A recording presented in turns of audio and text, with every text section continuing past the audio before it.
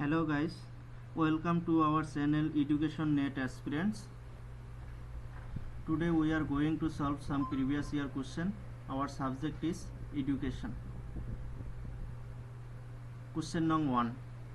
An engineering company wants to recruit fresh graduates for its specific nature of work. The company decided to conduct a selection test. What kind of test would be most appropriate for the purpose? Mental ability test, achievement test, aptitude test and personality test. इसका answer क्या होगा? इसका answer होगा aptitude test. Question ने क्या बोला है? एक इंजीनियरिंग कंपनी ने उन लोगों को एम्प्लॉयमेंट अपॉइंट करने के लिए एक टेस्ट लेना चाह रहा है, तो उसके लिए कौन सा टेस्ट अप्रोप्रिएट है? ये एप्टीट्यूड टेस्ट होगा. क्योंकि एप्टीट्यूड टेस्ट किस लिए यूज किया जाता है? एप्टीट्यूड टेस्ट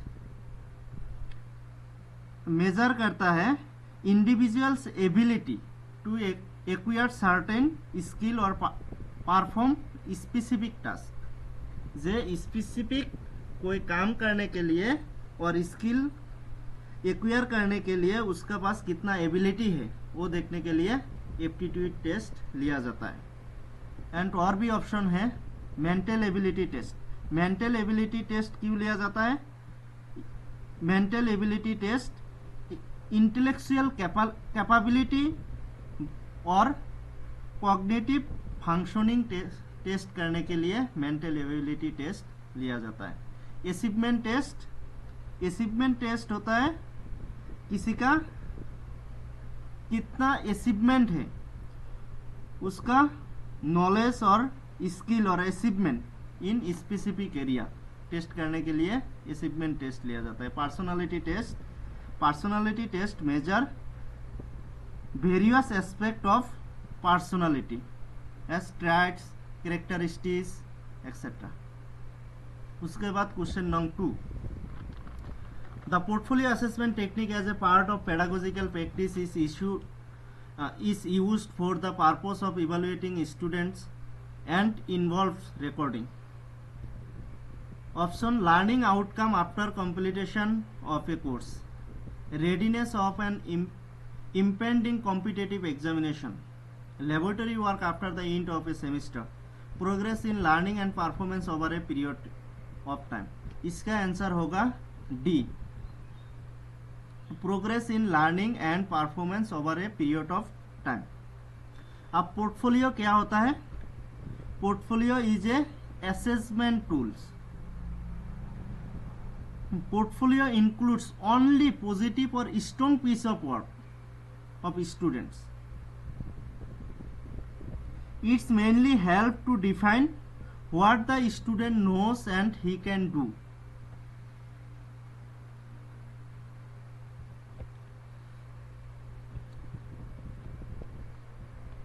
पता चल गया पोर्टफोलियो असेसमेंट क्या होता है. Portfolio assessment it is a method of evaluating और डॉक्यूमेंटिंग एन इंडिविजुअल्स और स्टूडेंट्स लर्निंग प्रोग्रेस और achievement and skills in various areas of curriculum over a period of time. जे एक टाइम के अंदर एक स्टूडेंट का कितना प्रोग्रेस हुआ है, उसका स्किल कितना डेवलपमेंट हुआ है, उतना उसका अचीवमेंट कितना है, ये इवैल्यूएट करने के लिए और डॉक्यूमेंटेशन करने के लिए पोर्टफोलियो असेसमेंट किया जाता है. उसके बाद question number 3. Flanders interaction analysis technique use for analysis of teaching learning situation in the classroom as a feedback mechanism mainly takes into account non verbal behaviour of teacher and the students, only verbal behavior of teacher in the classroom, verbal behavior of the teacher and students, both verbal and non-verbal behavior of teacher and students. इसका answer होगा C, verbal behavior of the teacher and students. Flander interaction analysis technique में एक classroom के अंदर teacher and student के बीच में जो communication होता है, इंटरैक्शन होता है, उसको ही देखा जाता है. फ्लेंडर इंटरेक्शन एनालिसिस क्यों यूज किया जाता है? जे to classify the verbal behavior of teacher and student in the classroom.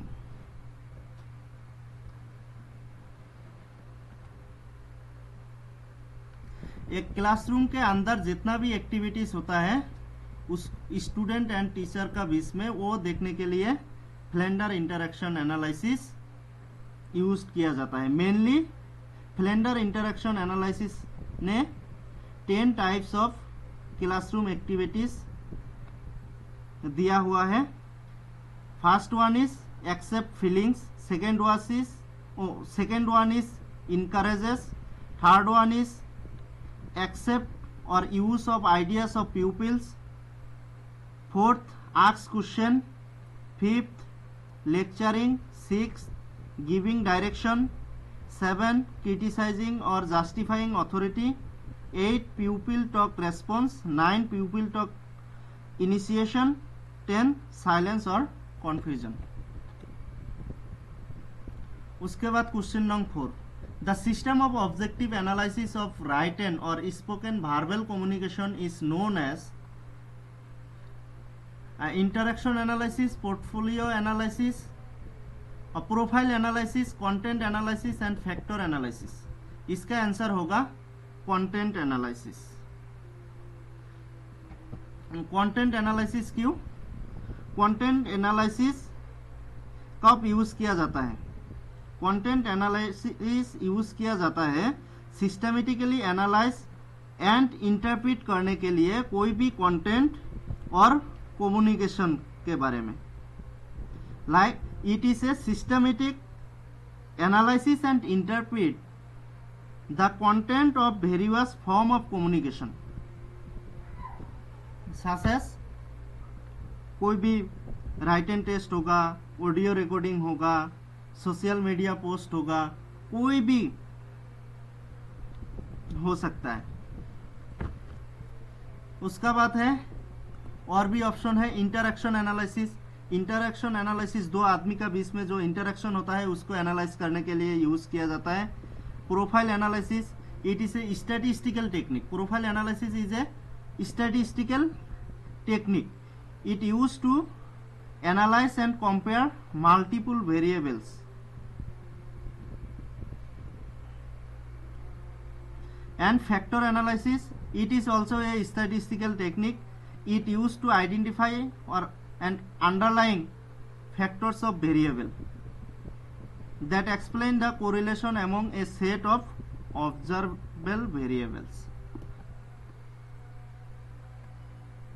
उसके बाद question number 5, which of the following terms best indicate the intent of a qualitative research? Understanding, explanation, description, exploration, interpretation. इसका answer क्या होगा देखते हैं। Understanding. Understanding means क्या होता है? जे कोई भी अंडरस्टैंडिंग मीन्स होता है ability. It is an ability to grasp और मेक सेंस ऑफ समथिंग। जे कोई भी चीज के बारे में, कोई भी फेनोमेना के बारे में उसको ग्रास्प करना व उसके लिए कोई भी सेंस मेकिंग करना, वही होता है अंडरस्टैंडिंग।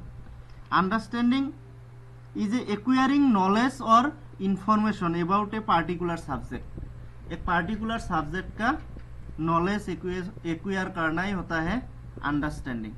तो ये एक क्वालिटेटिव टर्म होगा। तो ए तो आएगा confirm.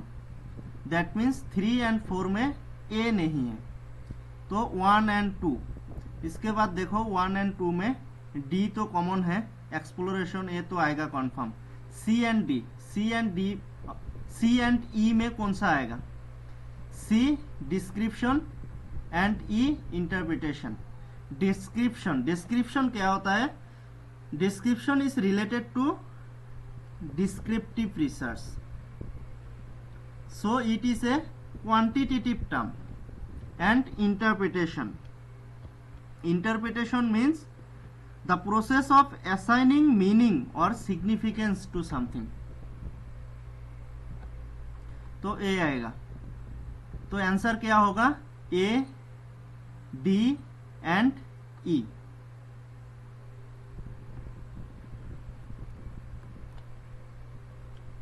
A, D and E. Explanation और एक्सपेरिमेंटल रिसर्च के साथ रिलेटेड होगा, जो एक्सप्लेनेटरी रिसर्च और एक्सपेरिमेंटल रिसर्च, तो ये भी क्वांटिटेटिव. उसके बाद question number 6, which from the following are parts of the purpose of quantitative research.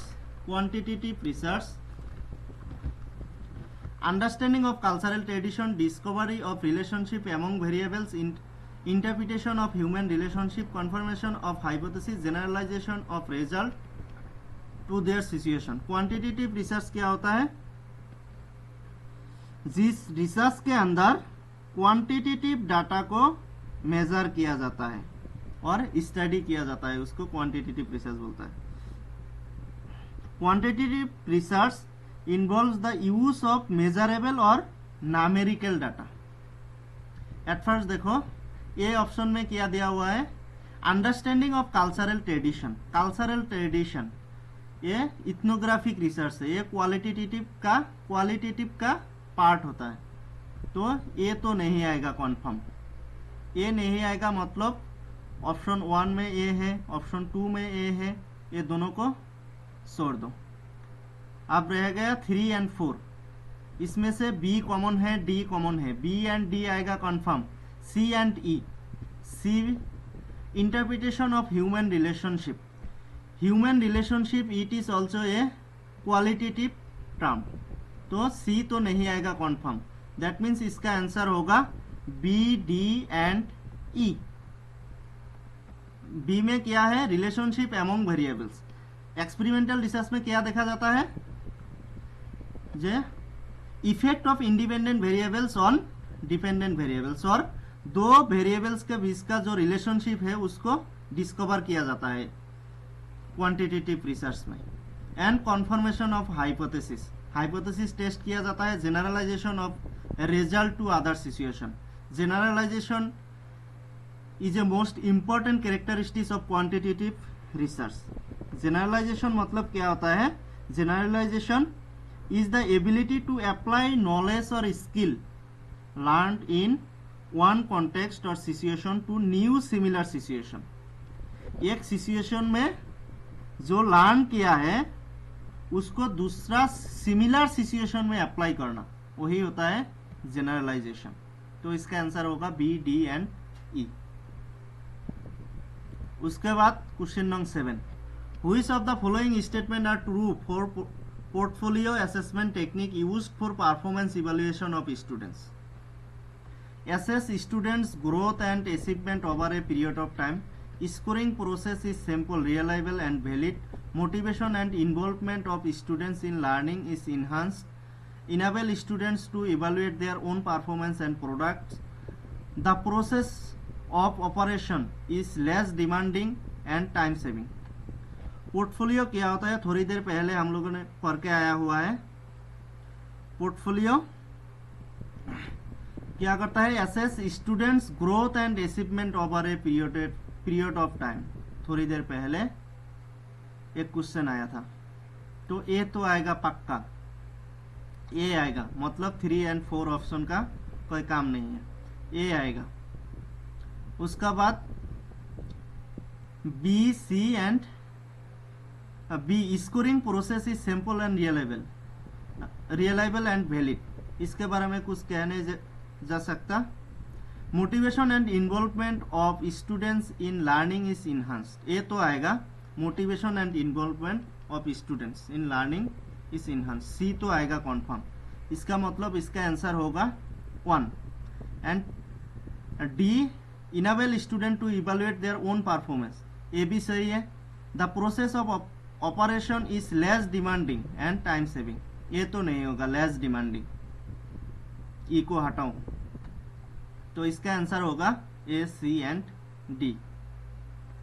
उसके बाद question number 8, which of the following are the characteristics of criterion reference interpretation of test score. Criterion reference test interpretation का characteristics क्या होता है? At first criterion reference test क्या होता है? Criterion reference test क्या होता है? जब मेजरमेंट करने के लिए कोई एक स्टैंडर्ड सेट किया जाता है, कोई एक क्राइटेरिया सेट करके उसके बाद टेस्ट किया जाता है और टेस्ट लिया जाता है, उसको क्राइटेरियन रेफरेंस टेस्ट बोला जाता है। Criterion reference test is an assessment that measure an individual performance against a set of predefined criteria और standard। इसका साथ साथ और एक कॉन्सेप्ट है norm reference test. Norm reference test क्या होता है? ये it is individual performance examines in term of their relative position in the group test. Norm reference test में जो टेस्ट स्कोर आएगा उसको रिलेटिव जो लोगों ने टेस्ट दिया हुआ है उसके साथ कंपेयर किया जाता है। एंड क्राइटेरिया रेफरेंस टेस्ट में पहले से एक स्टैंडर्ड सेट किया जाता है, उस स्टैंडर्ड के साथ कंपेयर किया जाता है। इसका ऑप्शन देखो, अचीवमेंट ऑफ स्पेसिफिक स्किल और concept by each individual learner is assessed. Instructional objectives are based on identified skill rather than one border learning. Test item determined between examinees in terms of their relative position in the group test. ये तो पता चल गया सी relative position, इसका मतलब ये होगा norm reference test. सी तो नहीं आएगा, यहाँ से यहाँ भी सी है, यहाँ भी सी है, तो 2 और 4 ऑप्शन का काम खत्म, 1 और 3 रह गया। इसमें से ई कॉमन है, बी कॉमन है, ई एंड बी तो आएगा sure, and A and D में से कौन सा आएगा? ई नंबर क्या है? A and D. D number क्या है? Score are expressed in term of percentile rank. Norm reference test में परसेंटाइल रैंक दिया जाता है, क्राइटेरियन रेफरेंस टेस्ट में परसेंटाइल रैंक नहीं दिया जाता है। क्राइटेरियन रेफरेंस टेस्ट में एसेस किया जाता है achievement of specific skill. Specific जो स्किल है उसको कितना अचीव किया है उसको देखा जाता है। तो इसका आंसर होगा A, B and E. E number and examination can compare his own performance in term of development of skill over testing occasion. A, B and E. उसका बाद question number 9, in andragogy. Andragogy क्या होता है? Andragogy means leading adult, adult को lead करता है। इसके साथ और भी 2 कॉन्सेप्ट है, pedagogy and heutagogy. Pedagogy, andragogy and heutagogy. Andragogy दिया था कौन? मैल्कोलम नोएल्स ने। एंड्रागोजी का कॉन्सेप्ट दिया था मैल्कोलम नोएल्स ने। ये एडल्ट एजुकेशन के लिए यूज किया जाता है। It is a single loop learning, single loop learning. Andragogy में एडल्ट आर इंडिपेंडेंट, एडल्ट जो स्टूडेंट होता है वो लोग इंडिपेंडेंट होता है। एंड इसमें टास्क ओरिएंटेड और प्रॉब्लम सेंटर्ड एजुकेशन दिया जाता है। एंड स्टूडेंट के अंदर, एडल्ट के अंदर इंटरनल मोटिवेशन होता है। देखो ऑप्शन क्या है? Learning of adults is there within its scope. Learner are independent and step for self direction in learning. teacher decide what, how and when anything is to be learned. It's teacher decide what, how and when. ये pedagogy में आएगा. Pedagogy में teacher decide करता है what, how and when anything to be learned. तो C तो नहीं आएगा. सी नहीं आएगा मतलब ए ऑप्शन भी नहीं होगा, सी ऑप्शन भी नहीं होगा, डी ऑप्शन भी नहीं होगा. इसका आंसर होगा B. A, B and D. D option में क्या है? Motivation, esteem of self, from self esteem, confidence and recognition that comes from successful performance. उसके बाद question number 10. Question number 10. Given below are two statements. One is labeled as assertion A and the other is labeled as reason R. Assertion क्या है? Through ex post facto research, examine cause and effect, but it is not part of experimental research. Reason क्या है? In ex post facto research, effect of independent variable has already taken place. In the light of the above statement, choose the most appropriate answer from the option given below. Both assertion, reason correct and R is the correct explanation. Both assertion, reason are correct. R is the not correct explanation. A is correct, R is not correct. A is not correct, R is correct. देखते हैं. Through ex post facto research, research examine cause and effect. It is not part of experimental research. It is true. क्योंकि experimental research क्या होता है? Experimental research study the effect of variable on certain outcome after they have awkward. Already कोई phenomena और घटना हो गया है, उसके बारे में रिसर्च करना ही होता है एक्स पोस्ट फैक्टो रिसर्च, जिसमें दो इंडिपेंडेंट एंड डिपेंडेंट वेरिएबल तो होता है, लेकिन जो एक्सपेरिमेंटल रिसर्च में इंडिपेंडेंट वेरिएबल को मैनिपुलेट किया जाता है और कंट्रोल किया जाता है. But in x post facto research independent variable को मैनिपुलेट नहीं किया जा सकता, क्योंकि already this phenomena awkward, already हो गया है. तो ये तो करेक्ट है असर्शन. रीजन क्या है? In ex post facto research, effect of independent variable has already taken place. It is also correct, क्योंकि ex post facto research में independent variable का जो effect है already हो गया है. ये भी correct है. तो इसका मतलब C and D ऑप्शन आने का कोई चांस ही नहीं है. A and B एक्सप्लेनेशन सही है या नहीं है, देखते हैं. Through ex post facto research, examine cause and effect, but it is not part of experimental research because in ex post facto research, effect of independent variable has already taken place. मतलब correct explanation है. अगर कोई भी assertion reason का question आ गया तो आप लोग बीच में एक बिकॉज लगा के देखना कि कोई सेंस बनता है या नहीं है. तो इसका आंसर होगा both A and R are correct and R is the correct explanation of A. Okay guys, आज के लिए इतना ही. अगर वीडियो अच्छा लगा तो लाइक करना, शेयर करना एंड सब्सक्राइब भी करना. Thank you.